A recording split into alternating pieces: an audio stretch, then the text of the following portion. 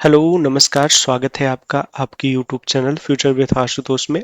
कैसे हो आप सभी? उम्मीद कर रहा हूँ बहुत अच्छे होंगे। आज जो क्लास स्टार्ट करने वाला हूँ वो जीएस की क्लास है। जीएस यानी जनरल साइंस की क्लास स्टार्ट करने चल रहा हूँ, जिसमें मैं विज्ञान की बातें करूँगा और स्टार्टिंग बायोलॉजी से होगी। यहाँ से बहुत सारे क्वेश्चन आते हैं। अगर आप प्रीलिम्स में भी देखोगे, प्रीलिम में भी बहुत सारे क्वेश्चन आते हैं, मेंस में भी आते हैं। और मेंस में कुछ खास तौर पे इसका जो पार्ट होता है वो करंट अफेयर में आता है। करंट अफेयर के तौर पे आपको देखने को मिलता है। बहुत सारी बेसिक नॉलेज यहाँ पे देखने को मिलेंगी। तो शुरू करते हैं। जनरल साइंस में मैं बायोलॉजी से, जैसे मैंने बोला कि बायोलॉजी से स्टार्ट करूंगा, तो जो मेरे टॉपिक्स होंगे वो होंगे जीवन के लक्षण, जीवन और उसके लक्षण यानी लाइफ के बारे में बात करेंगे। जीवन की उत्पत्ति और उद्विकास यानी ओरिजिन ऑफ लाइफ की बात करेंगे। कोशिका यानी सेल्स की बात करेंगे। ऊतक यानी टिश्यू की बात करेंगे। पोषण और पाचन तंत्र यानी न्यूट्रिशन और डाइजेस्टिव सिस्टम की बात करेंगे। और नेक्स्ट है रक्त परिसंचरण तंत्र की बात करेंगे। ब्लड सर्कुलेशन तंत्र की बात करेंगे। नसों की बात करेंगे, कितने नर्वस सिस्टम हमारे शरीर में पाए जा रहे हैं वो सारी भी बातें करेंगे। कंकाल तंत्र यानी हम हड्डियों के बारे में, शरीर में पाए जाने वाले स्केलेटल सिस्टम की बात करेंगे, जिसमें हम पूरे बॉडी में 206 हड्डियों का प्रकार और उनको पढ़ने और उनको याद करने का तरीका जानेंगे, और कहाँ इंपॉर्टेंट क्वेश्चन आते हैं वो भी हम बातें करेंगे। और उसके बाद उत्सर्जन तंत्र, श्वसन तंत्र की बात करेंगे, रेस्पिरेशन सिस्टम की बात करेंगे, उत्सर्जन तंत्र की बात करेंगे, तंत्रिका तंत्र की बात करेंगे, प्रजनन तंत्र की बात करेंगे। ये एक इम्पॉर्टेंट टॉपिक है, यहाँ से क्वेश्चन आते हैं। ग्रंथिका ग्रंथिका और हार्मोन्स की बात करेंगे और आनुवंशिकी की बात करेंगे।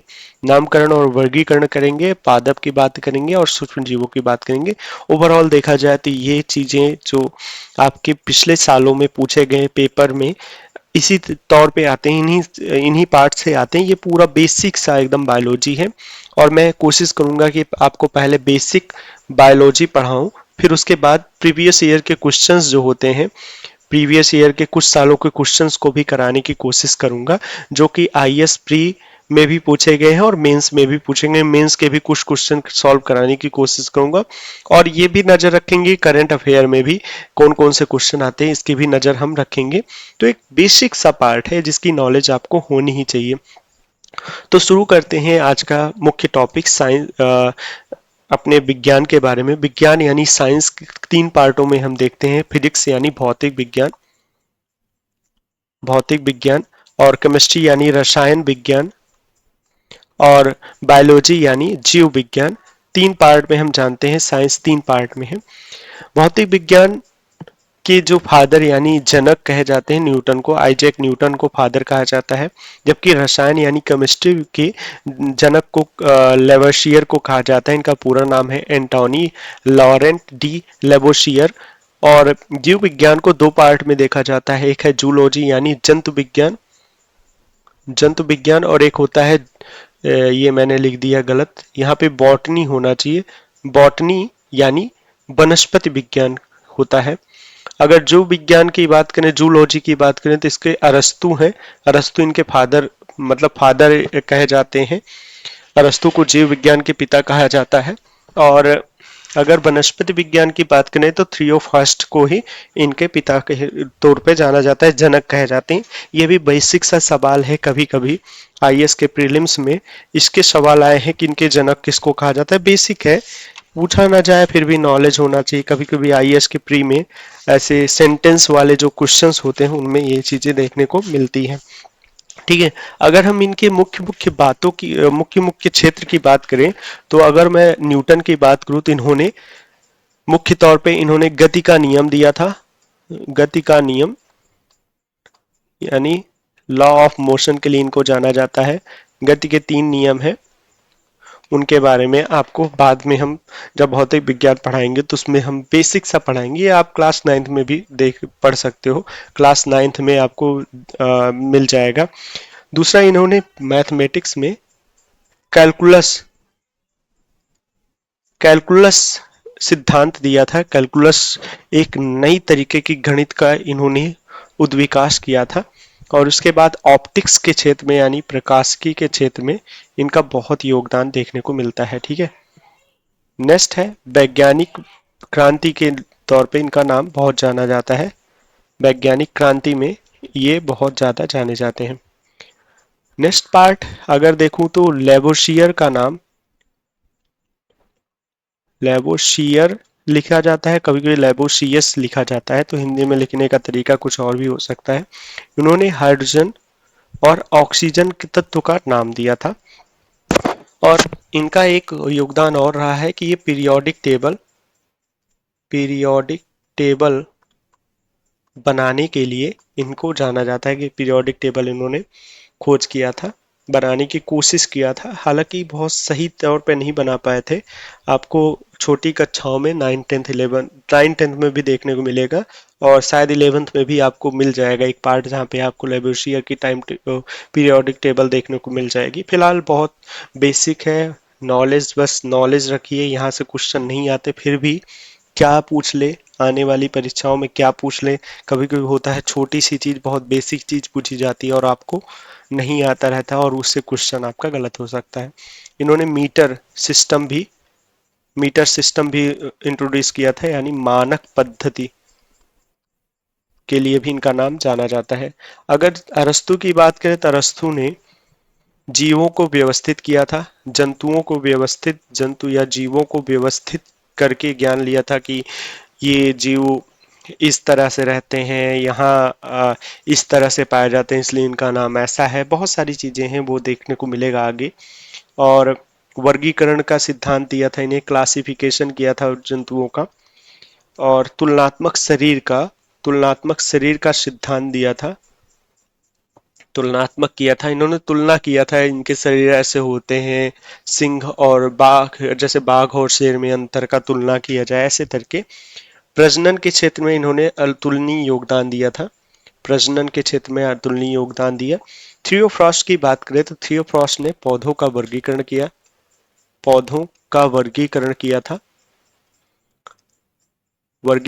था, ठीक है।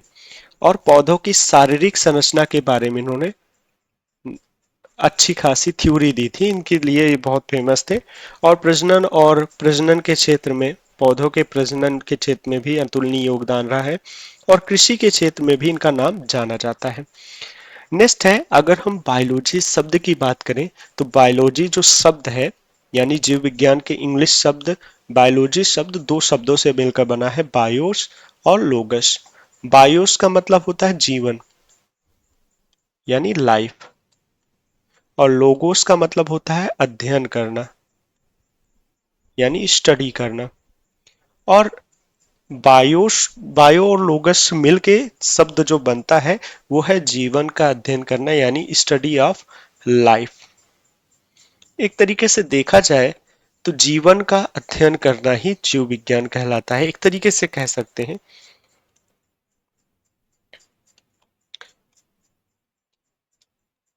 जीवन का अध्ययन करना भी जीव विज्ञान कहलाता है। आप राइटिंग को मत जाना, राइटिंग अच्छी है लेकिन यहाँ पे बन नहीं रहा है मुझसे लिखते हुए। नेक्स्ट पार्ट करते हैं जीवन। जीवन क्या है?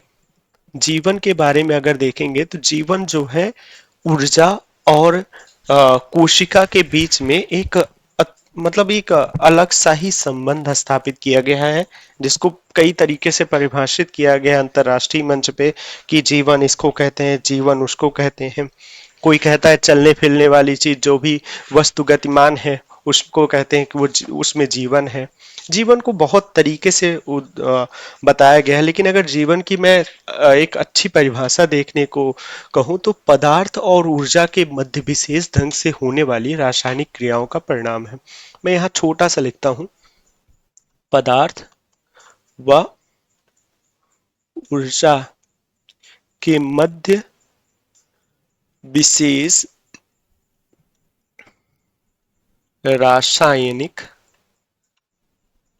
रासायनिक क्रिया का परिणाम होता है। आप सोच रहे होंगे कि मैं इतना डिटेल से क्यों बता रहा हूँ, क्योंकि देखिए, जब आप एक यूपीएससी या किसी भी पीसीएस या यूपीएससी की तैयारी कर रहे हो तो आपको चीजों को लिखना भी आना चाहिए, एक व्यवस्थित तरीके से आप उसको परिभाषित कर सको, ये बहुत ही जरूरी होता है। क्योंकि अगर आप टू दी पॉइंट पढ़ोगे तो आप सिर्फ प्रीलिम्स निकाल पाओगे। टू दी पॉइंट अच्छी नॉलेज होती है, लेकिन आप उसको व्यवस्थित तरीके से आप एक्सप्लेन करना जानते होगे, तभी आपको बहुत हेल्पफुल करेगा आपके आने वाले मेंस एग्जाम के लिए, और आप चीज़ों को डिफाइन अच्छे से कर पाओगे। तो मेरा हमेशा से तरीका यही रहा है। तो देखा जाए जीवन क्या है, अब बात करते हैं कि जीवन ऐसी दो चीजें हैं, जैसे एक कहूं कि एक पत्थर पड़ा हुआ है, एक ऐसी चीज है, ऐसी कोई पत्थर पड़ा हुआ, और एक ये लड़की देख लीजिए, लड़की है। आप किस तरीके से कहेंगे कि इन दोनों में कौन सी पदार्थ जीवित है, किसमें कौन सा पदार्थ जीवित है, यानी लिविंग थिंग है। थिंग और लिविंग थिंग में आप डिफाइन कैसे करोगे, थिंग और लिविंग थिंग में आप कैसे डिफाइन करोगे? तो उसके लिए अंतरराष्ट्रीय मंच पे वैज्ञानिकों में अच्छी खासी बहस चली एक बार। तो अंतरराष्ट्रीय मंच पे ये निर्धारित किया गया कि जीवन के लिए मिनिमम 10 ऐसे घटक हैं, ऐसे तो तरीके हैं, ऐसे लक्षण हैं, जिनके आधार पे हम कह सकते हैं कि फला वस्तु में जीवन है, यानी लाइफ है। वो कौन सी है कि कहते हैं उस वस्तु में जीवन कहा जाएगा जिसका निर्माण कोशिका संगठन से हुआ हो, यानी उनका शरीर कोशिकाओं से मिलके बना हो, सेल से मिलके बना हो, तो हम कहेंगे जीवन है। उनमें मेटाबॉलिक रिएक्शंस होने चाहिए, उपापचयी क्रियाएं होनी चाहिए, मेटाबॉलिक रिएक्शंस होने चाहिए, वृद्धि और विकास होना चाहिए, वृद्धि और विकास, growth and development, growth and development होने चाहिए। मैं इसको हटा रहा हूं, शायद आप लिख लिए होंगे। ठीक है, वृद्धि और विकास होना चाहिए, ग्रोथ एंड डेवलपमेंट होना चाहिए। ठीक है, एक एक पॉइंट मैं डिफाइन करूंगा, थोड़ा सा मुझे समय दीजिएगा। गति और गमन होना चाहिए, मोशन होना चाहिए उसमें, पोषण होना चाहिए यानी न्यूट्रिशन होना चाहिए, न्यूट्रिशन होना चाहिए, श्वसन यानी रेस्पिरेशन होना चाहिए, उत्सर्जन होना चाहिए, अनुकूलनशीलता होना चाहिए, प्रतिक्रियाशीलता होना चाहिए, प्रजननशीलता होना चाहिए। मैंने कहा कि जिस वस्तु में जीवन है उसके शरीर की संरचना सेल से होनी चाहिए। ये तो बात आप समझ जाओगे, कुछ कुछ ही देर बाद जब मैं आपको सेल्स के बारे में पढ़ाऊंगा तो आप समझ जाओगे। उपापचयी क्रियाएं यानी उनमें ऊर्जा बनाने की शक्ति होनी चाहिए। वृद्धि और विकास होना चाहिए कि उनका समय दर समय उनके शरीर में कुछ विकास होना चाहिए। एक छोटा बच्चा रहता है, छोटा बच्चा बड़ा होता है, वृद्धि करता है, छोटा पौधा बड़ा होता है, वो भी वृद्धि करता है, विकास करता है, आप इसको समझ जाओगे। गति होनी चाहिए, यानी एक जो जंतु होते हैं उनमें गति पाई जाती है, और पौधों में भी गति पाई जाती है, गति और गमन पाया जाता है। इसको इस तरीके से समझ सकते हैं, अगर आप किसी एक पेड़ पर, कोई एक पेड़ हो, उसके किसी तने पर एक छोटा सा आप कील लगा दो, तो कुछ समय बाद उसका स्थान परिवर्तन हो जाता है। ये शो करता है कि उनमें किसी तरीके की ऊर्ध्वाधरी गति न, क्षैतिजी गति के बजाय किसी प्रकार की गति पाई जाती है। पोषण होना चाहिए, यानी वही कि वो खाना खाते हो, सीधे शब्दों में कहो खाना खाते हो, यानी अपनी ऊर्जा बनाने की कैपेसिटी होनी चाहिए, ऊर्जा बनाने की कैपेसिटी होनी चाहिए। अगर इन दोनों बातों को मैं ज्वाइंट करके देखूं तो उपापचय क्रिया और पोषण। श्वसन होना चाहिए, यानी वो ऑक्सीजन या कार्बन डाइऑक्साइड में से कोई एक ले रहे हो और इनमें से कोई एक छोड़ रहे हो। उत्सर्जन होना चाहिए, यानी ऊर्जा की बनाने की क्रिया में जो पदार्थ बच जा रहे हैं, जो अपव्ययी पदार्थ हैं, जो पदार्थ है उनको वो निकालने की क्षमता रखते हो। ठीक है, अनुकूलनशीलता होनी चाहिए। उत्सर्जन में एक चीज आप देखे होंगे, उत्सर्जन आप कहोगे कि जंतुओं में उत्सर्जन होता है, पौधों में उत्सर्जन कैसे होता है? तो पौधों में जो पतझड़ होता है वो भी एक उत्सर्जन का पार्ट होता है। कुछ पौधे जल को अपने नीचे टपकाते हैं। बहुत सारे पौधे हैं जिनके पेड़ों के नीचे आप थोड़ा बहुत ठंडक महसूस करोगे, जल की बूंदे गिरते हुए देखोगे, वो भी उनके उत्सर्जन का एक पार्ट होता है। अनुकूलनशीलता होनी चाहिए, अनुकूलनशीलता मतलब किसी एक स्थान को, एक जगह को, एक पर्यावरण को वो अपने शरीर को ढाल लें। जैसे उदाहरण के तौर पे जो अटलांटिक है, अंटार्कटिक है, वहां पे एक भालू पाया जाता है, सफेद भालू। वो सिर्फ और सिर्फ ठंडे क्षेत्रों में भी आर्कटिक क्षेत्र में ही पाया जाता है। दूसरा, चाय की खेती सिर्फ और सिर्फ पहाड़ों पर की जाती है और जगह पे नहीं। केले की फसल एक विशेष परिस्थिति में की जा सकती है। ठीक है। और दूसरी, और आपको समझना हो, अफ्रीका के लोग सांवले, काले सांवले होते हैं और लंबी हाइट के होते हैं। ठीक है। और चाइना के लोगों में चाइना के लोगों में आप चीन में देखोगे छोटी आंख वाले होते हैं, वो वहीं पाए जाएंगे। भारत में ब्राउन इंडियंस कहे जाते हैं, ब्राउन होते हैं। ठीक है। यूएसए और कई क्षेत्रों में, ठंडे क्षेत्रों में बाल सफेद या सुनहले होते हैं। ये सब चीजें हैं जो अनुकूलनशीलता को उदाहरित करते हैं। ठीक है। अनुकूलनशीलता आप इस तरीके से समझ सकते हो। ठीक है, इनको हटा दें। अब बात आती है प्रतिक्रियाशीलता, रिएक्शन की। तो इसके लिए मैंने बहुत अच्छा एग्जाम्पल रख रखा है। ये देखिए, एक मैडम है जिनको किसी ने छेड़ दिया या किसी ने कुछ बोला होगा तो वो गुस्सा कर रही है, चिल्ला रही है। अब चलिए इसको एक तरीके से और समझ सकते हैं। हर एक जंतु, हर एक जीवित पदार्थ कुछ न कुछ प्रतिक्रिया करता है। जैसे उदाहरण के लिए ये दोनों है। मैडम गई शेर के पास, चिल्लाई। जब शेर चिल्लाया तो मैडम की चीख ही निकलना बंद हो गई। या ऐसे समझ सकते हो कि मैडम गई, प्रतिक्रियाशीलता उनको नहीं समझ में आ रहा था। ये मैडम गई, शेर को उंगली कर दिया, उनको शरीर पे ऐसे सहला दिया। शेर ने चिल्लाया तो मैडम ने कुछ ना कुछ तो किया ही होगा। तो वही है प्रतिक्रियाशीलता। तो नेक्स्ट है प्रजननशीलता, यानी जीवों में, जीवित पदार्थ अपने वंश को आगे बढ़ाने की क्षमता होनी चाहिए। तो ये कुछ पॉइंट्स हैं जिनके आधार पे आप डिसाइड कर सकते हो, ये कसौटियां हैं जिन पे आप डिसाइड कर सकते हो कि फला पदार्थ यानी फला जो ऑब्जेक्ट है वो जीवित है यानी लिविंग थिंग है या नहीं। तो यही चीजें हैं, इनके अलावा मुझे नहीं लगता कि कोई और पॉइंट्स होंगे जिन पे आप किसी चीज को चेक कर सकते हो। बस आज इतना ही था, इसके बाद कोई और टॉपिक नहीं है मेरे पास आज के लिए। अब नेक्स्ट टॉपिक जो होगा वो होगा कोशिका। कोशिका के बारे में थोड़ी सी बातें करेंगे, कोशिका संगठन देखेंगे और चीजें देखेंगे। तो बने रहिए मेरे साथ, नेक्स्ट क्लास में मिलते हैं। बहुत बहुत धन्यवाद, और जाते जाते चैनल को प्लीज सब्सक्राइब कर दीजिएगा। Thank you so much.